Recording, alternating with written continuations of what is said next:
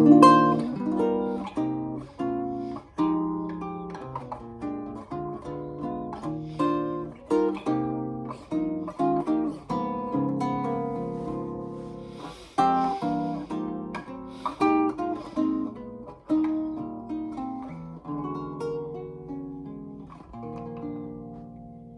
everybody, wanted to do a little guitar lesson, talk about something that I've been working on lately, and that is in your solo guitar arrangements, your chord melody arrangements, adding in voicings that aren't in the chart to spice things up and get some different walking bass movement, and not necessarily walking bass movement, but just bass movement. And ballads are a great place to work on this because there's a lot of space. So I've been working on the tune Moonlight in Vermont and working on adding in dominant chords or tritone subs before certain voicings. So this song is in the key of E flat major. So if we examine just the 1, 6, 2, 5 and E flat major, right? We have the one chord, which is E flat, which can be preceded by a B flat 7 or an E7, the tritone sub. Now, if we go to 6, which is C minor, we can precede that by a G7. Specifically, G7 alt sounds good because you're gonna wind up sharing more notes that are related to the key of E flat. And then that resolves to C, or you can do a D flat 7, specifically Lydian dominant, or you can just play it diatonic to the key it comes from, which in this case would be G flat major. So the tritone sub will borrow from other keys. D flat Lydian dominant is from the key of A flat melodic minor. But you don't want to do too much foreshadowing in this song in particular because there's a point in the song where it does go to a D flat 7 sharp 11. So you can foreshadow it, but I personally don't like to. So then we have our 2 chord, which can be preceded by a C7 altered. C7 sharp 5 sounds good. That's C7 sharp 5 sharp 9, which is a nice sound. Or we can do a G flat 7.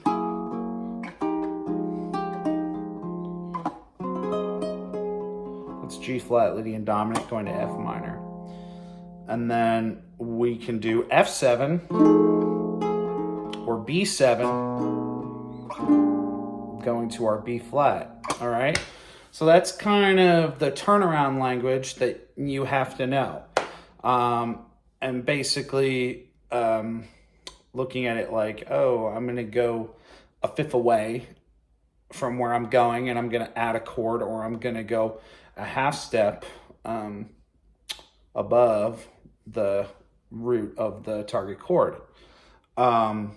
So if we apply it to Moonlight in Vermont, the first 2 bars are a 1, 6, 2, 5. Each chord gets 2 beats each, and the melody is all quarter notes. Ba, ba, ba, ba, ba. So it's just C, B flat, G, F, G. Now we could just play it, you know, straight up like. My bad. Right? But let's say I want to spice things up and add in extra chords on the offbeats. I like to do this. So this first voicing I'm playing is like a B flat major triad with a C on tap with B flat and E flat in the bass. So it gives, it's like a meaty chord. Then we got this G7. So I'm on the 10th fret. It's a G augmented triad, 10, 9, 8, from the A string to the high E, and then I'm barring the 6th fret, F and B flat. So that's the second note of my melody, and I'm going to a C minor. So I'm putting that G7 there. So, Now here I do something a little funky. I like to do this chord.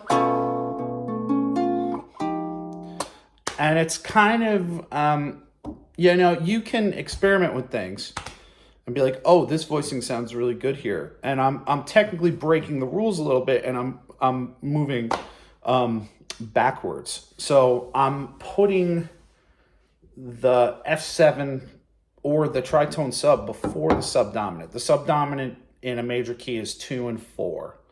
Okay, so F minor or A flat major are our subdominant chords. And then B flat 7 and D minor 7 flat 5 are our dominant chords, okay? And you could also argue that Lydian is subdominant and dominant with a 4 chord, especially if you put the sharp 11 in it, because it's going to have that tritone language embedded into it somewhere in the voicing, depending on how you voice it. So, for instance, lost my train of thought. Oh yeah, that's an A flat, major 7 sharp 11 over B flat, which gives us that sound. So now for this 4th chord, G7, C minor straight up. That's just straight up C minor 7 chord. I'm just barring the 8th fret, but I'm not playing the A string. So, because if I do that, I get like a C minor 11 voicing, or like F sus over C, which is fine, but it's not what I'm going for. So, now I'm adding this B7 sharp 11 in here. Specifically, it's an A augmented triad over B. This is a really nice voicing. And a lot of times I prefer it to that voicing, which is like the top half of an F7 over B, which is also a B7 sharp 11. It just has the 3rd in it. This is, I don't know, there's something a little more pleasing to my ears with this voicing. So the notes are, from the D string up, A, C sharp, F, B in the bass, and the low E. So recap.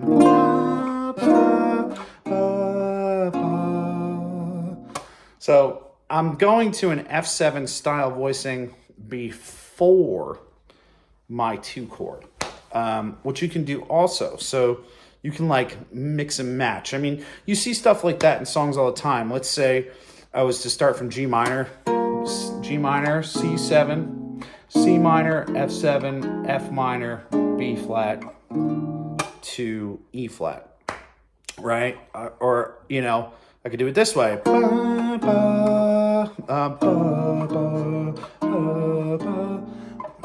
So instead of going to that F7, I went to a B7, right? So it all, you'll see stuff like that in charts, and you can choose whether to use root position voicings or the tritone sub, especially if you're playing by yourself. If you're playing in a group, if it's a guitar trio, you can get away with a lot too. But if you're dealing with a piano, I wouldn't play voicings this big if I was playing with a piano player, because they have a little more harmonic ability than I do. And they could take up a lot of space in the arrangement, So, I might, if I was playing this song with a pianist, I might do something like, right? Smaller bite-sized things, playing the guide tones with just a little bit of color. Anyway, so then I have this F minor stock voicing. That's a nice movement that I'm a big fan of. So I do this stock F minor 9, 8, 6, 8, 8. Then I walk down C, I move my ring finger, or my middle finger, I'm sorry, down to B flat. And then I jump up to the D minor 7 flat 5, because D minor 7 flat 5 and B flat 7 are basically the same chord. D minor 7 flat 5 spells out a B flat 9 chord, essentially. And it's also the same thing as an F minor 6. If I play D minor 7 flat 5, I'm going to put an F in the bass. You hear how that sounds? Sounds like an F minor 6, right? So this is a really important chord to know in jazz. So basically I do, then I switch it to diminished to get that flat 9 sound, that B flat 7 flat 9 sound, and then I'm back home. Now in the second pass, or here, this is a good opportunity to use your D flat 7. Now there I'm choosing to use an inversion of C minor. So I'm doing like a C minor with G in the bass, 3, 3, 3, 4. It's like the Steely Dan chord. So that second pass, and then I am coming to my D flat 7. So I got F, G, B. Those are my melody notes. I'm actually doing an E flat sus and an F sus. So just a D flat major triad over E flat, then an E flat major triad over F. Then I'm landing on my D flat 7 there. So I'm doing 4, 4, 3, 3, open. Now, you know, that bar, you get a full bar of A flat melodic minor. So there's a lot of room to experiment with chordal planing, playing 6, right? Stuff like that. You know, embellishments that you can do after you hit the D flat 7. Now, here it's fun to do a walk up to the 5. So,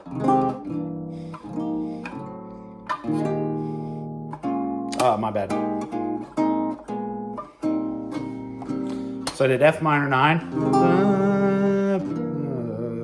G minor 6 or G diminished, then A flat major 7, then A diminished to B flat sus. Then I'm just walking the melody down. And instead of putting a C in the melody there, I'm putting a B in the melody. So,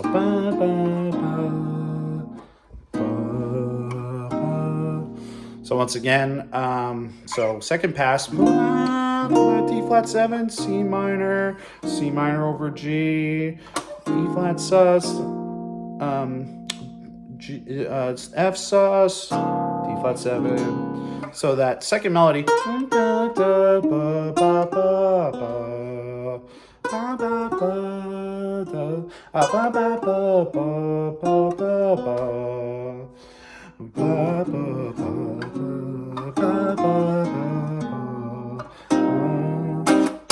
so that last pass, F minor 9, so 1, 3, 1, 1, 1, 3 are my frets, then G diminished, A flat major 7, 4, 3, 3, 4, 3, A diminished, then B flat. So it's essentially an A flat major 7 over B flat. So I'm doing 6, 8, 8, and then 6 on the low E. So I'm muting the A string, and then moving my, you know, finger down to the F. So just letting the pinky go and grabbing that F with the bar on the B string. A flat major triad over B flat. So 6, 5, 4 for the frets, and then literally just playing a flat minor triad over B flat, which gives me essentially like a B flat sus flat 9 sound. Super cool. So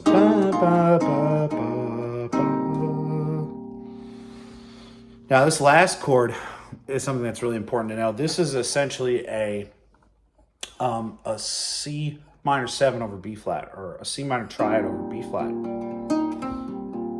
It's also an E flat 6 chord, but it's nice because you have the 5th in the bass with the pinky 6th fret, and then You have the third, the 13, or the 6, and the root on top. So it's this really nice sound. I really like it for comping.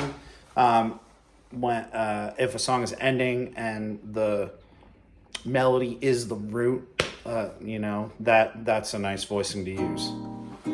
So, you know, this is finding a standard that has a lot of space and, you know, gives you an opportunity to add in voicings. You know, it gives you an opportunity to work on things like this, where you can really spice things up and add in some cool chords that aren't in the chart, that wouldn't normally be there otherwise, and it gives you an opportunity to make it your own. So yeah, hope this was helpful. Hit me up with questions in the comments if you want. And I'm going to keep experimenting with this song. Once again, it's called Moonlight in Vermont. It's in the key of E flat major. And also, if you read the chart in the Colorado Real Book, which some people have if you went to school for music, the charts are laid out really, really beautifully. I would suggest picking one up anyway. I like the way it's a very easy real book to read, fake book to read, whatever you want to call it. And there's a really, really great chart for Moonlight in Vermont in there. So have fun, happy practicing, and yeah, hit me up if you have any questions. All right, peace out, everybody. Take care.